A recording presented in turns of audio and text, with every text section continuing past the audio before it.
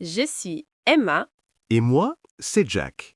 Nous sommes là pour vous aider à parler français tous les jours. N'oubliez pas de vous abonner à notre chaîne et de liker cette vidéo pour nous soutenir. Aujourd'hui, nous allons apprendre à parler du passé en français. C'est très utile. Alors Jack, comment ça va aujourd'hui? Ça va très bien, merci. Et toi? Moi aussi, je suis contente. Qu'est-ce que tu as fait ce week-end? Quelque chose d'intéressant? Oui. Samedi, j'ai regardé un film. Et dimanche, j'ai téléphoné à ma mère. Ah, c'est bien. Moi, samedi, j'ai cuisiné un gâteau au chocolat. Très bien. Et est-ce que tu m'en as gardé un peu? Non, je suis désolée, je l'ai mangé hier soir. Bon, commençons notre leçon. Aujourd'hui, on parle du passé. Jack, comment on dit en anglais I ate an apple? J'ai mangé une pomme. Exactement. Tu vois, tu le fais déjà.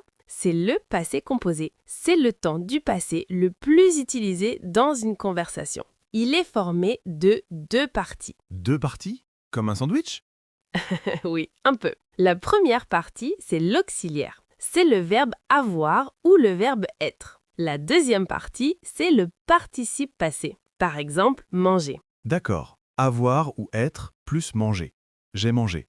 Mais comment on sait si on utilise avoir ou être? C'est ça le truc difficile. C'est la grande question. La bonne nouvelle, c'est que la plupart du temps, on utilise avoir. On commence avec ça. Dis-moi, Jack, to watch en français? Regardez. Parfait. Au passé composé? J'ai regardé. Nous avons regardé. On prend avoir et on ajoute regarder. Donc pour parler, c'est j'ai parlé. Bravo, tu as compris le principe. Maintenant, pratiquons. Je te dis un verbe, tu me le mets au passé avec j'ai. D'accord, vas-y. Écouter. J'ai écouté. J'ai écouté de la musique. Parfait. Travailler. J'ai travaillé. Danser. J'ai dansé. Samedi soir, j'ai beaucoup dansé. Super. Tu vois, ce n'est pas si compliqué. Maintenant, parlons des verbes avec être. Il y a une petite famille de verbes qui utilisent être. Une astuce, souvent, ce sont des verbes qui parlent de mouvement ou de changement d'état. Mouvement comme aller? Exactement. Aller utilise être. Donc, on dit je suis allé au cinéma. Elle est allée à la bibliothèque. Tu remarques quelque chose? Oui, pour elle, on dit aller avec un E. Très bonne observation. Avec être, le participe passé s'accorde avec le sujet. Si c'est une fille, on ajoute un E. S'ils sont plusieurs, on ajoute un S. Par exemple, ils sont allés, elles sont allées. D'accord. Accord avec être, mais pas avec avoir. C'est ça. Pour avoir, on ne fait généralement pas l'accord. Restons sur être. Un autre verbe très courant, venir, to come. Je suis venu. Elle est venue. Excellent. Et un verbe que j'aime beaucoup, rester, to stay. Je suis resté à la maison. C'est ce que j'ai fait dimanche dernier. Moi aussi, souvent. Bon, on va faire une petite liste mentale. Quelques verbes importants avec être. Aller, venir, arriver, partir, entrer, sortir, monter, descendre, naître, mourir et rester. Attends, sortir. Je peux dire j'ai sorti la poubelle? Ah, très bonne question. Tu es très attentif. Oui, parfois, sortir peut utiliser avoir. Mais quand il signifie to go out, on utilise être. Je suis sorti avec des amis. Quand il signifie to take something out, on utilise avoir. J'ai sorti la poubelle. C'est une nuance pour plus tard, ne t'inquiète pas. D'accord, je retiens je suis sorti pour moi. C'est parfait. Maintenant, mélangeons un peu. Je vais te poser une question au passé et tu réponds avec une phrase complète. Prêt? Prêt. Qu'est-ce que tu as fait samedi matin? Samedi matin, j'ai pris mon petit déjeuner. Ensuite, je suis allé au marché. Très bien, tu as utilisé avoir pour pris et être pour aller. Parfait. Qu'est-ce que tu as acheté au marché? J'ai acheté des fruits et du fromage. Et après le marché, tu es rentré à la maison? Non, je ne suis pas rentré tout de suite. Je suis allé dans un parc. Je suis resté 1 heure au parc. C'est une excellente réponse. Tu utilises la négation aussi. Je ne suis pas rentré. C'est juste ne pas autour de l'auxiliaire. Je n'ai pas acheté de légumes. Je n'ai pas vu Emma au parc. Dommage. C'est gentil. Parlons des questions. Comment demander à quelqu'un ce qu'il a fait? tu connais une façon. Qu'est-ce que tu as fait? Oui, ou de façon plus informelle, t'as fait quoi? À l'écrit, on écrit tu as fait quoi? Mais on peut aussi inverser. Est-ce que tu vas regarder le film hier soir? Est-ce que tu es sorti ce week-end? Exactement, tu maîtrises. Et pour répondre de façon brève, si on te demande tu as aimé le film? Oui, j'ai adoré. Ou non, je n'ai pas aimé. Parfait, maintenant un petit défi. Je vais te donner 3 phrases en anglais et tu les dis en français au passé composé. Ok, je suis prêt. Première phrase, I watched a film. J'ai regardé un film. 2. She arrived at 8 o'clock. Elle est arrivée à 8 heures, avec un E. Super. 3. We didn't work on Sunday. Nous n'avons pas travaillé dimanche. Fantastique, Jack. Tu as tout compris. L'auxiliaire avoir, l'auxiliaire être, l'accord, la négation, c'est excellent. Merci, c'est plus clair maintenant. Mais j'ai une question. Quand est-ce que j'utilise j'ai mangé et quand est-ce que j'utilise je mangeais? J'ai entendu les deux. C'est une question brillante. Je mangeais, c'est l'imparfait. C'est pour décrire le contexte, une habitude, quelque chose qui durait. Le passé composé, c'est pour une action précise et terminée. Par exemple, hier, j'ai mangé une pizza à midi. Action précise, quand j'étais enfant, je mangeais beaucoup de bonbons. Habitude dans le passé. On verra l'imparfait dans une prochaine leçon, promis. D'accord. Une chose à la fois. Aujourd'hui, c'est le passé composé. Action finie. C'est fait. Voilà, résumons. Pour parler d'une action passée terminée, on utilise le passé composé. On choisit l'auxiliaire, avoir la plupart du temps, ou être la petite liste. Deux verbes, on met le verbe principal au participe passé en e, n et i, u souvent. Avec être, on accorde, on ajoute es.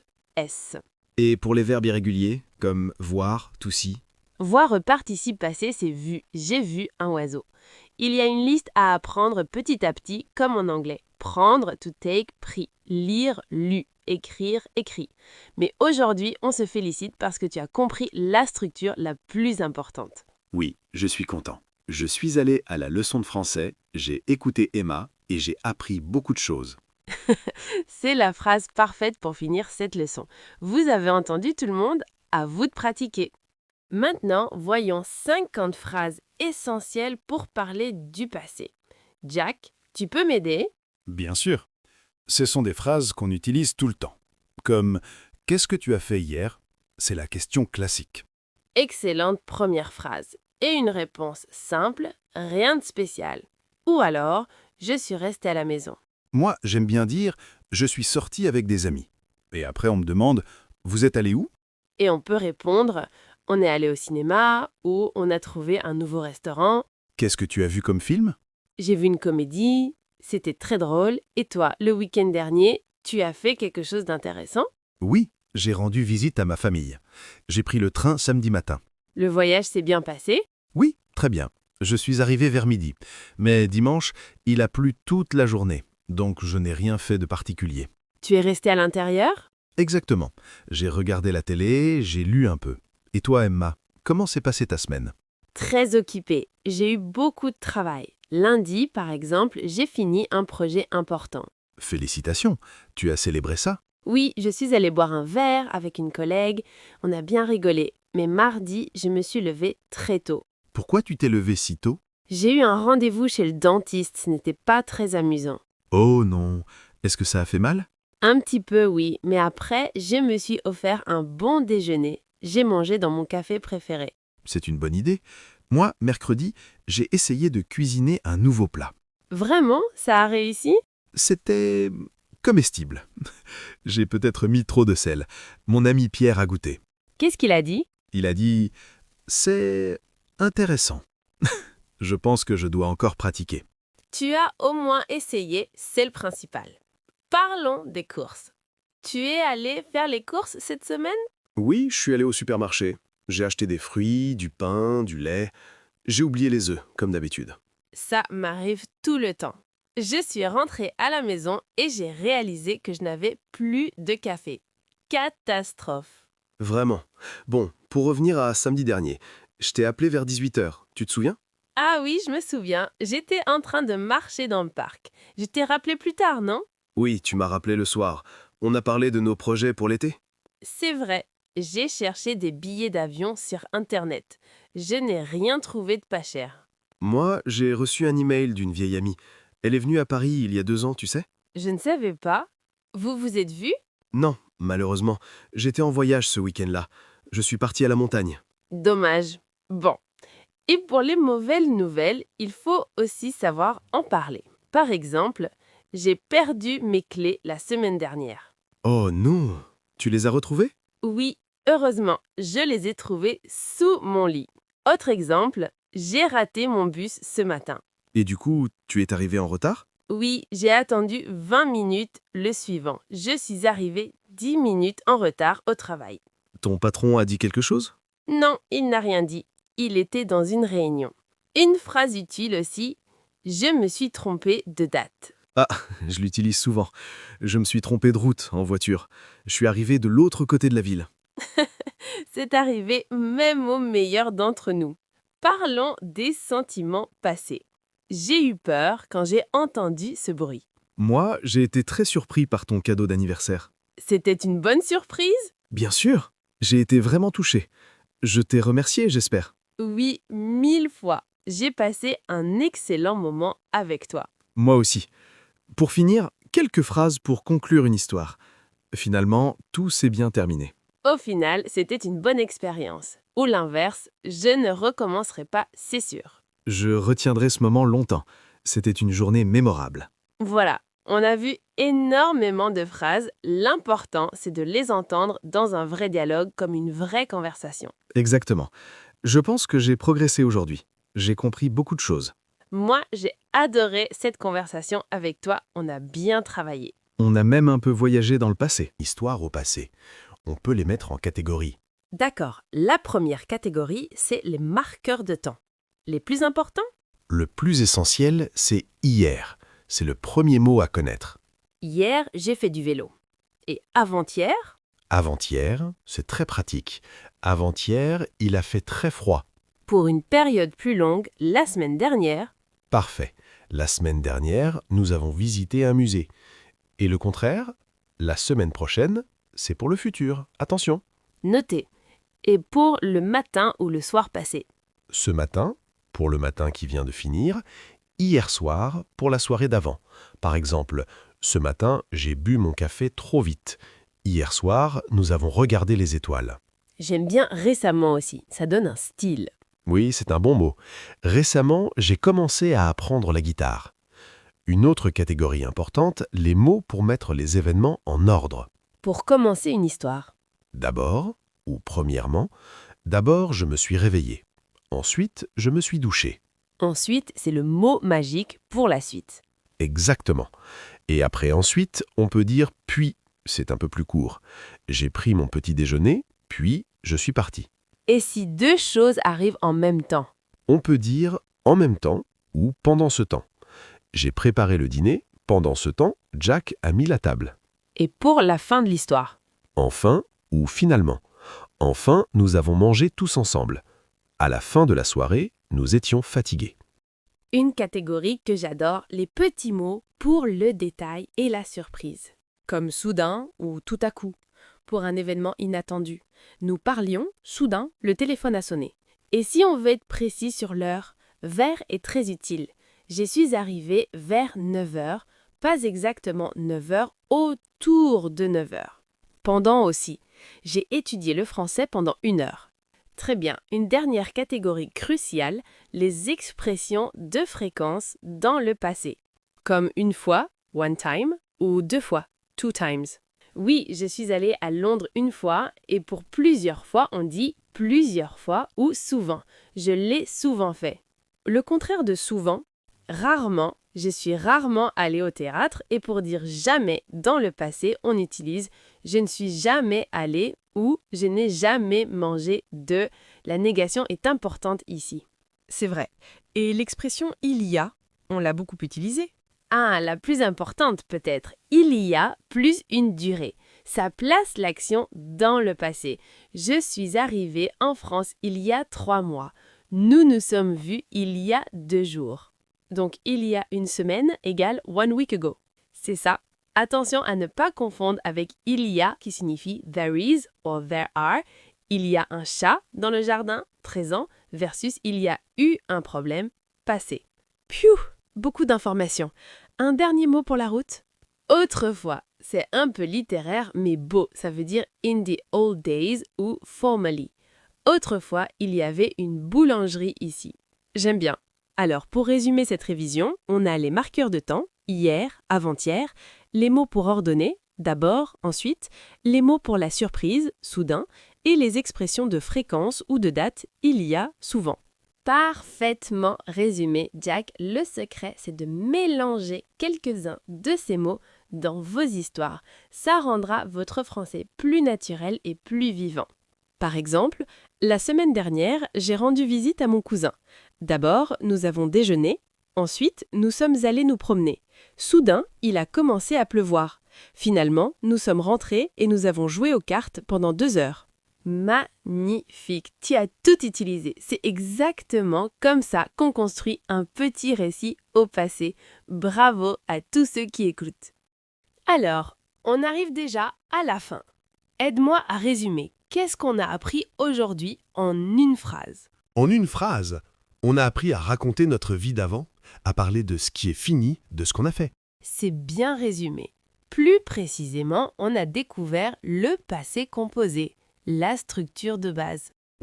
L'auxiliaire avoir ou être plus le participe passé, comme j'ai mangé ou je suis allé. Exactement. Et on a insisté sur un point important. Avec l'auxiliaire être, le participe passé s'accorde. Elle est allée, ils sont partis. C'est vrai, il ne faut pas oublier le petit E ou le S. Mais avec avoir, on ne fait pas l'accord, c'est plus simple.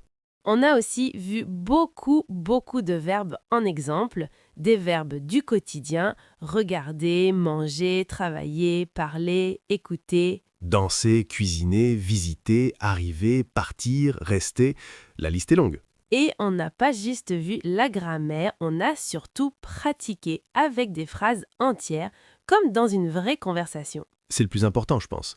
Parce que c'est bien de connaître la règle, mais il faut pouvoir dire « qu'est-ce que tu as fait ce matin ?» sans réfléchir pendant 10 minutes. Tout à fait. Et vous savez quoi? Vous le pouvez déjà. Vous avez entendu toutes ces phrases, votre cerveau a commencé à les enregistrer. Maintenant, c'est à votre tour de les utiliser. Ce qui nous amène à notre moment préféré, la question du jour. Emma, c'est à toi. Merci Jack. Aujourd'hui, on a parlé du passé. Donc, notre question est « Qu'est-ce que tu as fait de beau récemment ?» Récemment, ça veut dire recently. Ça peut être hier, ce week-end, la semaine dernière. Racontez-nous une petite chose agréable. Par exemple, récemment, j'ai vu un beau film ou récemment, j'ai appris à cuisiner une nouvelle recette ou même récemment, je me suis promenée dans un parc. Il n'y a pas de mauvaise réponse. L'important, c'est d'essayer d'utiliser le passé composé. Écrivez votre phrase dans les commentaires juste en dessous. On vous promet qu'on lira tous vos commentaires. On aime voir vos progrès et on essaiera de répondre à un maximum d'entre vous. Et si vous êtes timide, vous pouvez juste écrire « J'ai écouté cette vidéo ». On sera déjà très content. Avant de se quitter, un petit rappel pour la prochaine fois. On a parlé du passé composé pour les actions terminées. La prochaine fois, on pourrait parler de l'imparfait pour décrire comment c'était avant, les habitudes, le contexte. Comme quand j'étais petit, je jouais au football. Tu devances le programme, Jack. Mais oui, c'est ça. Les deux temps vont ensemble pour raconter une histoire complète. D'ici là, entraînez-vous. Parlez à votre chat, à votre miroir, à une plante.